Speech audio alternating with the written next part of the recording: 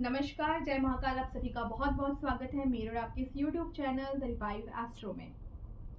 जब हम घर में शिफ्ट होते हैं, चाहे वो रेंट का घर हो चाहे खुद का घर हो, तो हम उसे डेकोरेट करना पसंद करते हैं, सजाना पसंद करते हैं और इसके लिए हम कई बार पेंटिंग्स यूज़ करते हैं, कई सारे शेल्फ लगाते हैं और हैंगिंग्स लगाते हैं। लेकिन इन सभी में एक चीज़ बहुत कॉमन है कि हम कीलों का यूज़ करते हैं। कील यानी कि जिसे हम दीवार में लगा देते हैं और इसका यूज़ करते हुए चीज़ों को लगाते हैं। लेकिन क्या आपको पता है कि कील कहीं ना कहीं गलत दिशा में या गलत जगह में अगर आपने लगाया है, वो धीरे धीरे आपके पूरी बॉडी को डैमेज कर सकता है। इसी बारे में आज हम बात करेंगे ताकि आपको भी पता चले कि डैमेज किस लेवल तक कर सकता है, किस जगह में यूज़ नहीं करना है कील आपके घर में, ताकि आपके घर में कोई भी तरीके की हेल्थ से रिलेटेड प्रॉब्लम्स ना आ सके।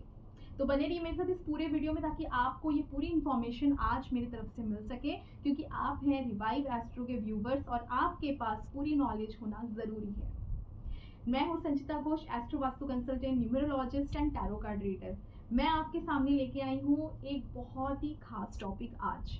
तो बात ये है कि जब मेरे क्लाइंट्स मेरे पास आते हैं कि मैम आप हमारे घर का वास्तु कीजिए, तो सबसे पहले मेरी रिकमेंडेशंस होती है कि आप घर में ऐसी चीज़ें मत लगाएं जहाँ पर बहुत बड़े बड़े ड्रिलिंग्स करने पड़ सकते हैं। बड़ी बड़ी पेंटिंग्स ऐसे मत लगाएं जिनको करने के लिए आपको मोटे मोटे कील या फिर बहुत बड़े बड़े ड्रिलिंग कर करके आपको उसको सेटअप करना पड़ सकता है। नहीं तो जब आप ड्रिलिंग करते हैं किसी भी पोर्शन में, तो एक चीज़ याद रखें, आपका घर है जो कि वास्तु के पूरे बॉडी को रिप्रेजेंट करता है। वास्तुदेव जो कि आपके स्क्रीन में आपको दिख रहा होगा, यहाँ पर वास्तुदेव का जो बॉडी का पार्ट है ये अलग अलग पोर्शन को शो करता है आपके घर का।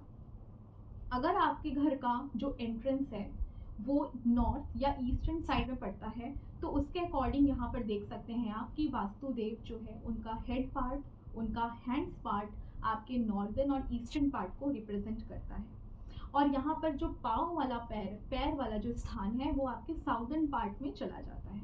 इस तरीके से इनका एक पूरा बॉडी स्ट्रक्चर है जिसके हिसाब से हमारा घर भी वास्तु के हिसाब से काम करता है और हमारा बॉडी भी उसके अकॉर्डिंग भी रिएक्ट करता है। जब भी हम कील का यूज़ करते हैं तो यहाँ पर बहुत ज़रूरी हो जाता है हमारा जो मिड पॉइंट है, यानी कि स्पाइनल कॉर्ड वाला जो पोर्शन है जो कि आपके घर का ब्रह्म स्थान को रिप्रेजेंट करता है, उससे जो एक लंबी लकीर चली जा रही है, ये पोर्शन जो है ये मर्म स्थान कहलाता है, जो कि बेसिकली एक रीढ़ की हड्डी का शेप होता है।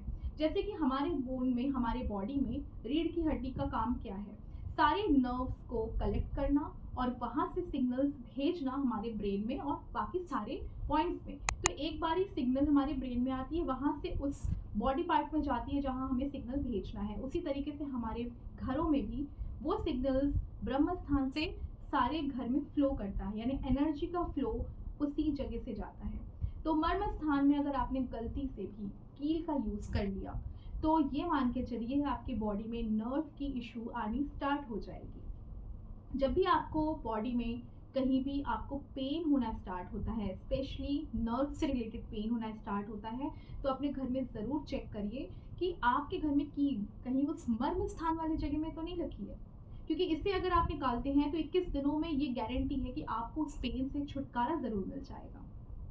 इसी के साथ एक और फैक्ट्स है कि जब भी आप कील का यूज़ करें, सबसे ज़्यादा आप ध्यान रखें कि वास्तु पुरुष का जो हेड वाला पार्ट है उस पार्ट में कभी भी आप कील का यूज़ ना करें।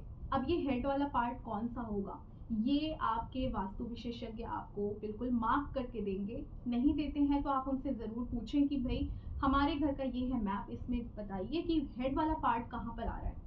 अगर आपको हेड वाला पार्ट पता चल गया, उस पार्ट में ज़रूर अवॉइड करें कील लगाना, क्योंकि कील जब आप हेड वाले पार्ट में लगाएंगे, यानी कि अगर आपका नॉर्दर्न पार्ट में आ रहा है तो उस पार्ट में, या फिर ईस्टर्न पार्ट में आ रहा है तो उस पार्ट में, उस पार्ट को अगर आप लगाते हैं तो कीलों का यूज़ करने से बहुत ज़्यादा चांसेस हो जाती है कि आपके ब्रेन में एक तो हेलुसिनेशन आ सकता है, सोच आपकी खराब हो सकती है, आपको एक कंफ्यूजन स्टेट आ सकती है, साथ में आपको कई बार देखा गया है केस स्टडी में कि माइग्रेन की प्रॉब्लम तक आ जाती है।